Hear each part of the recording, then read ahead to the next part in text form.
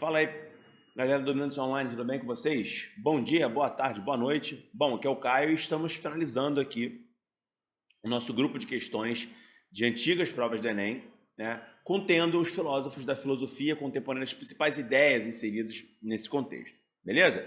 E aqui nós vamos especialmente falar não somente sobre a escola de Frankfurt, talvez seja aí a grande e última escola filosófica, ou pelo menos a mais importante, tá, do século XX, que vai abordar especialmente a questão ali da sociedade e da cultura. Tá? Teremos outras questões também, como John Rawls, como outros pensadores, mas talvez a escola de Frankfurt seja a mais cobrada e é a que nós mais vamos falar aqui sobre. Beleza? Então, vamos lá, galerinha. Bom, primeira questão, né, do Walter Benjamin, que está naquele corpo inserido ali sobre os pensadores da escola de Frankfurt, tá? Essa grande escola alemã ali, né, na primeira metade do século XX, que vai ter uma influência ainda, posteriormente vai ter várias ramificações em outros países, né, que é uma escola de origem não marxista, mas, né, ligado ao socialismo, que vai ter contribuições bastante interessantes, debater a ideia de cultura, tá? Então nós vamos falar um pouquinho aqui sobre os pensadores que vão estar inseridos nesse contexto. Vamos lá. A crítica é uma questão de distinta certa. O olhar é o de mais essencial, o olho mercantil que penetra no coração das coisas, chama-se propaganda. É estarrado o espaço livre da contemplação e aproxima tanto as coisas, coloca-as tão debaixo do nariz, quanto o automóvel que sai da tela de cinema e cresce gigantesco, tremeluzindo em direção a nós. E, do mesmo modo que o cinema não oferece móveis e fachadas a uma observação crítica completa, mas dá apenas a sua espetacular, rígida e repentina proximidade. Também propaganda autêntica transporta as coisas para um primeiro plano e no ritmo que corresponde ao de um bom filme. Texto do Walter Benjamin. Bom, vamos lá, galera. O trabalho apresenta o entendimento do filósofo Walter Benjamin, segundo o qual a propaganda dificulta o procedimento da análise crítica em virtude do caráter ilusório das imagens, né? Já que uma das grandes questões sobre essa ideia, né, da indústria cultural, mas também desdobramentos dela, né, para um entendimento, né, da cultura e da arte, se dá pela questão da artificialidade, tá? E de como a arte e a produção cultural se tornará, tá, uma mercadoria, ou seja, algo de venda, né, algo passivo de troca e algo feito pensando numa lógica mercadológica. E para isso é necessário, ou melhor, é quase que basal você ter a ideia da propaganda, para você vender alguma coisa. Então, a propaganda ela é quase que um desdobramento dessa ideia da arte, mas em função de um sistema capitalista, de um sistema visando o mercado. Daí, tá, as ideias serem meramente ilusórias, tá? Já que você pode utilizar as imagens, né, com os mais diferentes intuitos, né? E hoje em dia, obviamente que o Walter Benjamin não sabia disso, nós temos até mecanismos de manipulação de imagens, tá? Na época ali que a escola de Frankfurt se estabeleceu e foi criada, era muito mais difícil. Claro que era possível, tá? Mas era muito mais difícil, porque nós tínhamos ali algo muito mais simplório em relação ao cinema, em relação às películas, em relação à fotografia. Hoje em dia, com a internet, com os vários mecanismos possíveis, essa ideia, né, tanto que até hoje é uma questão das mais importantes, né, no nosso mundo contemporâneo, a ideia das fake news e da manipulação de imagens, que vocês podem ver que já é algo que era debatido lá na escola de Frankfurt. Daí a grande importância que ela vai ter, inclusive, para o nosso pensamento de hoje em dia. Próxima, galerinha, vamos lá.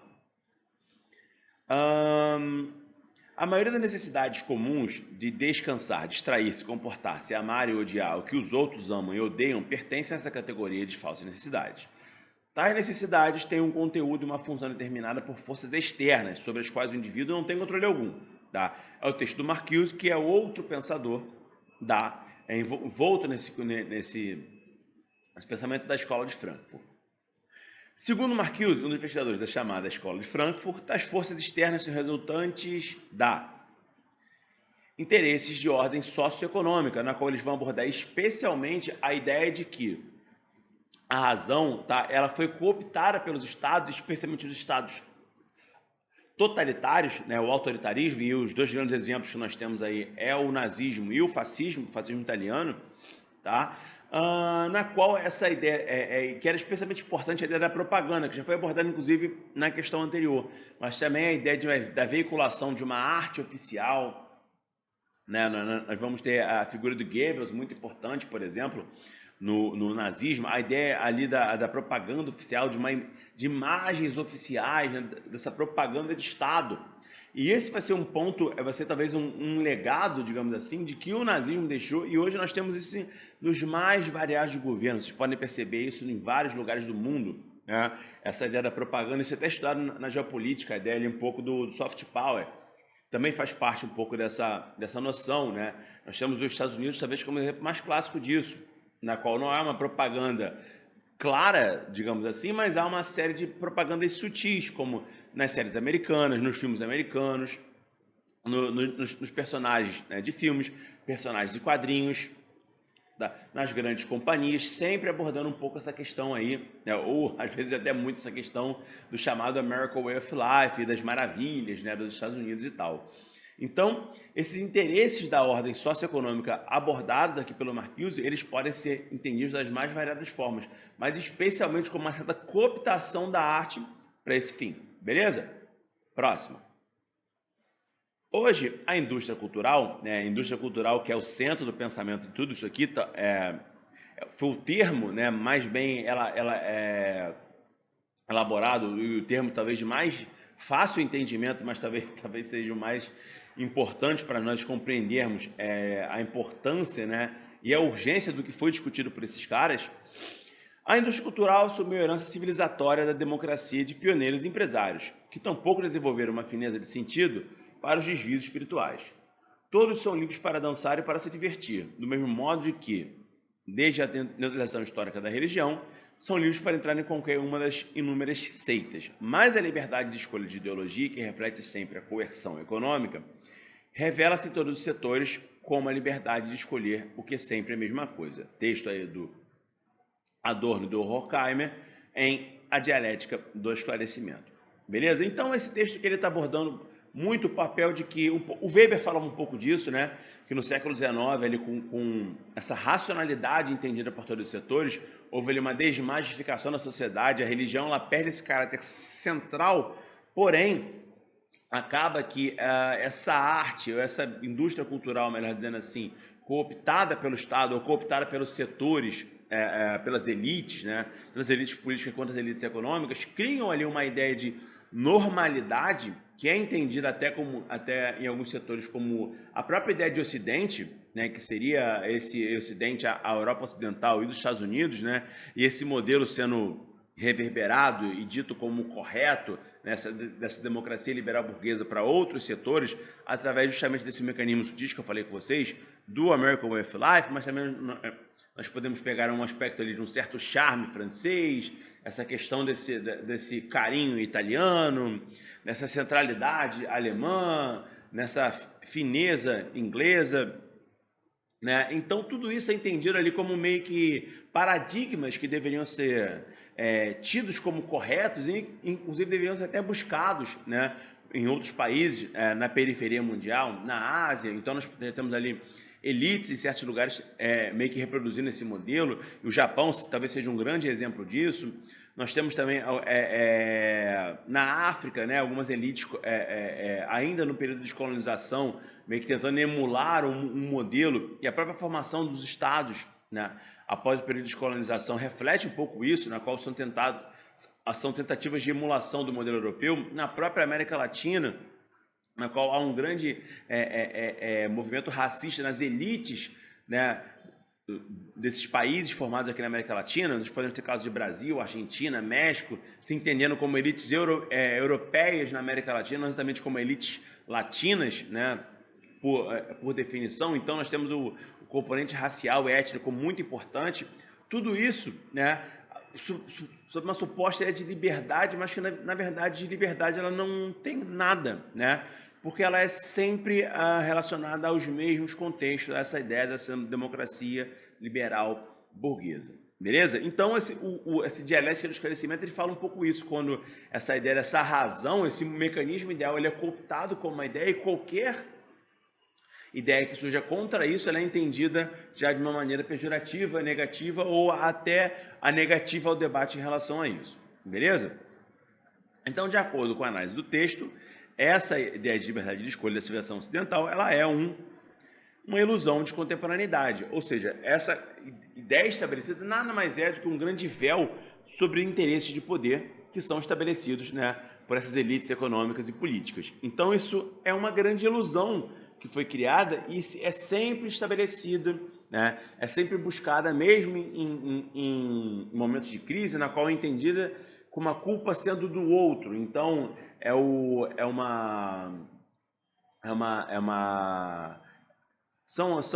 a população que cometeu algum problema, algum mecanismo econômico que não está funcionando, mas esse suposto véu, né, de contemporaneidade da democracia liberal, ele é sempre entendido como o grande objetivo, o objetivo master da sociedade, e qualquer ponto fora disso é entendido como algo a não ser aceitado, né, ou algo que está fora de acordo com os padrões da racionalidade, né? Então, essa grande ilusão da contemporaneidade, ela é muito estabelecida, né, nesse dialética do esclarecimento e não por todo o pensamento da Escola de Frankfurt. Próxima, galera, vamos lá. Agora um texto do Jürgen Habermas, né? Uma norma só deve se pretender validez quando todos os que passam a ser conscientes por ela cheguem ou possam chegar. Enquanto participante de um discurso prático, há um acordo quanto à validade dessa norma, consciência moral ou agir comunicativo. Galera, o Habermas, ele não é exatamente um integrante da Escola de Frankfurt, mas ele é muito influenciado por ela, na qual ele vai falar bastante sobre a ideia de justiça e sobre a validade dos meios, tá, de se pretender fazer justiça e de se pretender serem iguais. Essa é a grande contribuição do Habermas, mas nós temos uma aula aqui sobre ele, tá? Então, qualquer dúvida, recorram lá nas nossas aulas para ver um pouco mais em detalhes a obra do Habermas. Então, vamos lá. Segundo Habermas, a validade de uma norma deve ser estabelecida pela razão comunicativa que requer um consenso. Ou seja, o Habermas vai estabelecer que qualquer norma ela deve ser consensual, tá? Ela deve passar por um filtro social, digamos assim, por um filtro de adesão à sociedade e que só a partir disso essa obra tornaria-se válida. Então, que as normas, né, e os sistemas, eles não podem vir de cima para baixo, eles têm de serem sociais, eles têm de serem amplos, né, e terem uma adesão e terem corpo social. Bom, galera, a próxima questão é do John Rawls, né? O John Rawls, que é um filósofo que fala bastante sobre a questão ali da justiça, né? De qual é o limite da justiça, especialmente a ideia da liberdade relacionada à justiça, tendo ali como a sua principal questão a ideia do véu da ignorância, de que todos os homens são ignorantes e assim eles o devem ser, e que essa ideia de liberdade e justiça ela é estabelecida em conjunto por paradigmas sociais e fazia parte da própria sociedade limitar essa liberdade que ela é impossível de ser irrestrita. Beleza? Que hoje é uma questão que é muito abordada recentemente com a ideia do movimento antivacina e etc, né? Essa ideia de uma liberdade total que ela é impossível na vida em sociedade. Beleza? Uma sociedade é uma associação mais ou menos autossuficiente de pessoas que em suas relações mútuas reconhecem certas regras de conduta como obrigatórias. Então ele está falando isso aqui, ó. É meio que aquilo que a avó e a mãe de vocês falavam, que a liberdade de vocês termina onde começa a liberdade da mãe do outro, tá? A liberdade do outro, melhor dizendo, tá? Então isso está estabelecido aqui, ó, que a liberdade ela tem que ser algo consensual e ela é limitada pela própria sociedade. Que na maioria das vezes agem de acordo com elas. Uma sociedade é bem ordenada não apenas quando está planejada para promover o bem de seus membros. Ou seja, ele fala que não somente as leis, obviamente as leis, né, na maior parte dos casos, elas vão buscar melhorias, né, mas que não basta somente a ideia por trás das leis, a concepção por trás delas. Tá? Tem que ter algo mais. Tá? E que algo mais é esse? Mas quando também é efetivamente regulada por uma concepção pública de justiça. Ou seja, quando ele fala pública aqui, essa ideia de pública ela é dúbia. Pública reconhecida pelos mecanismos, mas pública também reconhecida pela população. Tá? Então, que a justiça ela meio que se faz no dia a dia. Ela não é algo meramente contemplativo, que você olha no ponto distante. Não, a justiça ela se faz no dia a dia, tá? E justamente por essa ideia de véu da ignorância, que a justiça ela é feita, ela é melhorada de acordo com o próprio tempo. Isto é, trata-se de uma sociedade na qual todos aceitam e sabem que os outros aceitam o mesmo princípio de justiça, tá? Ou seja, não se deve estabelecer uma justiça que ela é imposta, mas sim que ela é aceita e assim que ela é melhorada, beleza?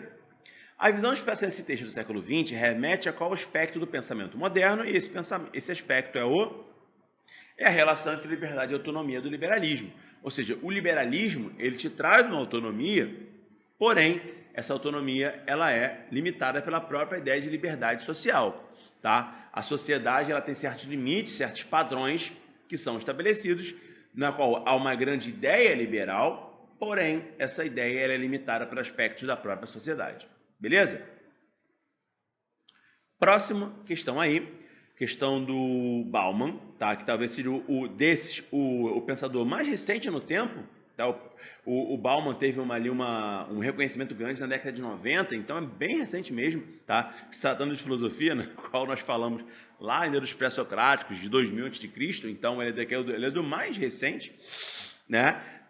Na qual ele vai abordar especialmente a ideia ali da liquidez, da fluidez das relações. E temos aula aqui também sobre ele, acompanhem lá com mais detalhes. Tendo se livrado do entulho do maquinário volumoso e das enormes equipes de fábrica, o capital viaja leve apenas com a bagagem de mão. Pasta, computador portátil e telefone celular. O novo atributo da volatilidade fez de todo o compromisso, especialmente do compromisso estável, algo ao mesmo tempo redundante e pouco inteligente.